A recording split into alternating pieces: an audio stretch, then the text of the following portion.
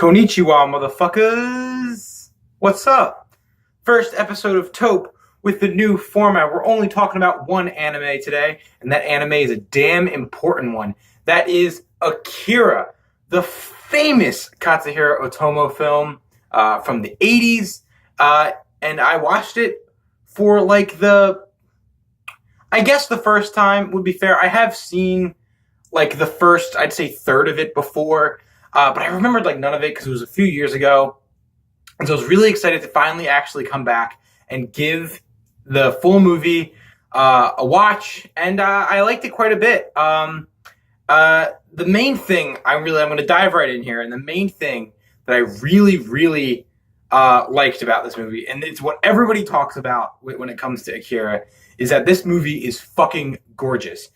And I'd say especially in the first act or so, it's consistently beautiful, but the first act in particular, when they're kind of laying out the setting of Neo Tokyo and the city, this kind of cyberpunk, dirty, dystopian, I don't even know if it's dystopian, but just this city that's disgusting, but also flashed in bright lights. Definitely comparable to the likes of Blade Runner and certain cities in Star Wars, and a lot of these other sci-fi cities that you see in film. But it's so expressive. I'd say more than almost anything else. I think the only thing that's really comparable to how expressive the city is in the beginning is Blade Runner. Just Blade Runner, hyper detailed, in that very similar style. I think they definitely plays an influence into Akira. And I really just love the strict attention to detail when they're showing different parts of the city.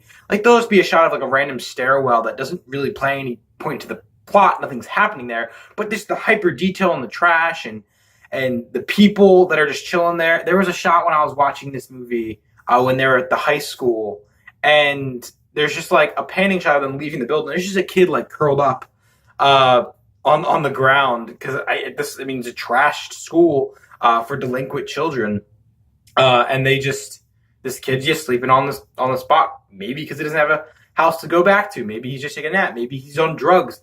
Maybe he's dead. Maybe he's beaten up. Who knows? It adds a lot of questioning to the type of universe that these people are living in, and the nature of Neo Tokyo as a city. And I fucking love it, dude. It's so cool. And it is all gorgeous. A point that my friend made that I really agree with about this movie is that this movie is incredibly good at showing. It's incredibly good at showing how dark and depressing and disgusting this city is without having to resort to muted brown and black and gray color palettes, because this movie is very colorful. But the thing that it excels really well is how it uses shading and lighting, and just the use of line and their designs to show how kind of just deteriorated this seemingly big bustling city is, and always give that kind of dark tone to the movie.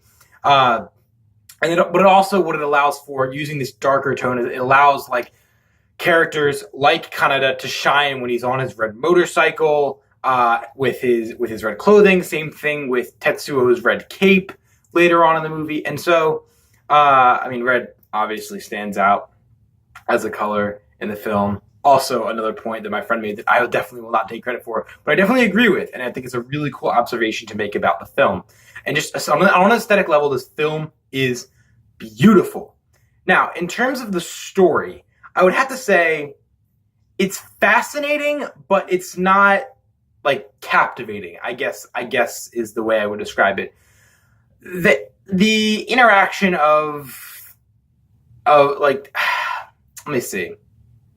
The interaction of a character like Tetsuo, developing, discovering these powers and fighting against this industry and just kind of developing his powers. We've seen it done later in Chronicle, the Max Landis written film Chronicle.